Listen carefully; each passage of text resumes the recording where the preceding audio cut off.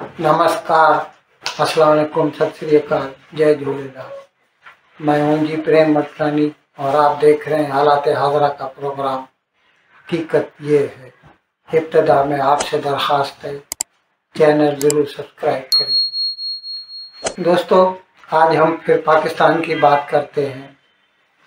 पाकिस्तान में ये तो आपको इल्म है, कई हमने प्रोग्राम किए हैं किस तरह दहशतगर्द अनासिर जो है, ये अलग बात है कि उनकी अपनी पैदाशुदा है खैर, लेकिन जो दहशतगर्द हैं आए दिन फौज पर, पैरामिलिट्री फोर्सेस पर या मिलिट्री इंस्टॉलेशन, गवर्नमेंट इंस्टॉलेशन, फौजी ठिकाने, सिविल हुकूमत के ठिकाने, उनके ऊपर आए दिन दहशतगर्दी के हमले करते रहते हैं। और ऐसी खबरें आती हैं, आज 20 आदमी हलाक हो गए, आज 15 आदमी मर गए। तो इसके लिए कुछ वक्त कबल पाकिस्तान सरकार ने एक फैसला किया था, एक ऑपरेशन लॉन्च करने का, जिसे नाम दिया गया था अज़्म इस्तेहकाम, प्लेज ऑफ स्टेबिलिटी। अब उसके ऊपर अमल दरामद चालू है, लेकिन जैसा कि जनरल चौधरी जो के ISPR के डायरेक्टर जनरल, ISPR जो है पाकिस्तान की ISI जो है ना, या मिलिट्री समझ लीजिए, उसका मीडिया विंग है, इंटर सर्विसेज पब्लिक रिलेशन।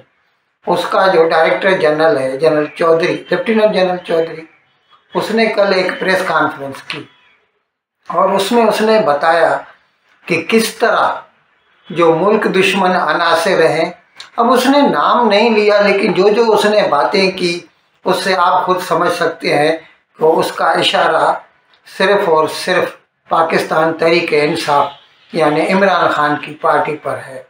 उसने कहा कि किस तरह PTI जो है वो इस मुहिम को, इस जो कैंपेन है, इसको नाकाम करने पर तुला हुआ है।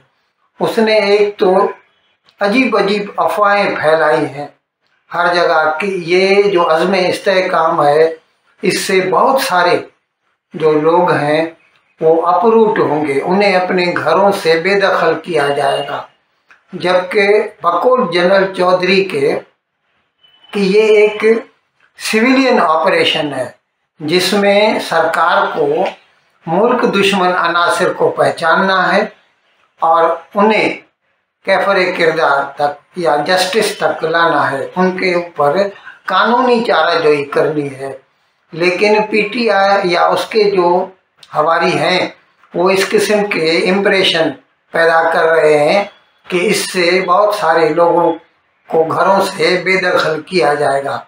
अब इस सिलसिले में लेफ्टिनेंट जनरल चौधरी ने बताया कि किस तरह कुछ रोज़ कबल जो बन्नू में जो मार्च हुआ, पीस, नाम तो उसको दिया गया था पीस मार्च, लेकिन वो टोटली अनपीसफुल मार्च था। वो किस तरह कि एक तो उन्होंने बन्नू छावनी जो है उसके ऊपर हमला किया, उसकी दीवार तोड़ दी, उसका उधर जो हथियारों का ज़ख़ीरा था उसको लूट लिया और गोलियां तक चलाई। अब उसके बाद जाहिर है आर्मी चुप तो नहीं रह सकती, क्योंकि ये उनका स्टैंडर्ड ऑपरेटिंग प्रोसीजर है, SOP बोलते हैं उसे शॉर्ट में। उन्होंने भी हवा में फायरिंग की जो है, पहले तो उनको मुतनबा किया कि आप यहाँ से डिस्पर्स हो जाइए, फिर जब वो न माने तो हवा में फायरिंग की। लेकिन अभी जो PTI है वो ये इम्प्रेशन लोगों में पैदा कर रही है कि ये जो है PTI के खिलाफ है, जबकि हकीकत ये है कि ये दहशतगर्द जो है ना, वो जो माफिया है, जो स्मगलिंग करते हैं, जो ड्रग्स का कारोबार करते हैं, उनके साथ मिलकर इस किस्म की अफवाहें फैला रहे हैं, क्योंकि उनके जो मफादात हैं उन पर ज़र्ब पड़ती है। अब इस सिलसिले में कल DG ISPR ने तो नहीं कहा, मैं आपको थोड़ा याद दिला दूं, 2-4 रोज़ कबल जर्मनी में पाकिस्तान का जो सफारत खाना था उस पर अफगानों ने हमला कर दिया। और वहाँ पर जो पाकिस्तान का झंडा लगा हुआ था उसको उतार दिया। अब इससे ये जाहिर होता है कि पाकिस्तान में जो दहशतगर्द हैं, अब जाहिर है यहाँ उनसे मुराद है तहरीक-ए-तालिबान पाकिस्तान।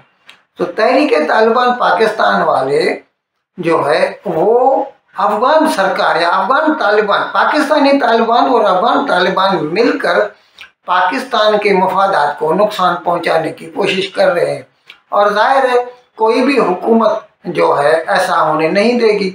इसीलिए अब ये अलग बात है, यहाँ पर ये मैं अपना टेक देता हूँ कि ये जो तालिबान है, चाहे अफगानी हो या पाकिस्तानी हो, इन सबको पैदा करने वाला पाकिस्तान खुद है। और अब वो इस दोराहे पे आके खड़ा हुआ है कि आखिर क्या करे, कि उसने जिस फ्रैंकिस्टाइन को जन्म दिया था आज वो उसी को निगलने की फिक्र में है। और इस सिलसिले में जनरल चौधरी ने यह भी कहा कि वैसे तो जो लॉ एंड ऑर्डर है, अमन अमान की सूरत हाल है, वो संभालना सूबाई हुकूमत का काम है। लेकिन क्योंकि खैबर पख्तूनख्वा में जो है वो पीटीआई की सरकार है, तो पीटीआई की सरकार तो उनको उल्टा बढ़ावा देती है, उनकी हिम्मत अफजाई करती है, उनके ऊपर कोई एक्शन नहीं लेती। तो फिर तो मजबूरन जो है मरकजी सरकार या फिर आर्मी को बीच में कूदना पड़ता ही है। और ये हम करेंगे क्योंकि हम नहीं चाहेंगे कि पाकिस्तान के मफादात को ठेस पहुँचे या पाकिस्तान में अमन अमान की कोई सूरत हाल पैदा हो।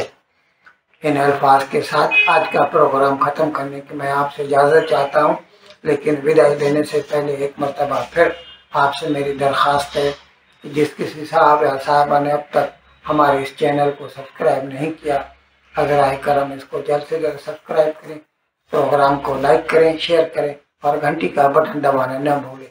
बहुत बहुत शुक्रिया। खुदा हाफ़िज़।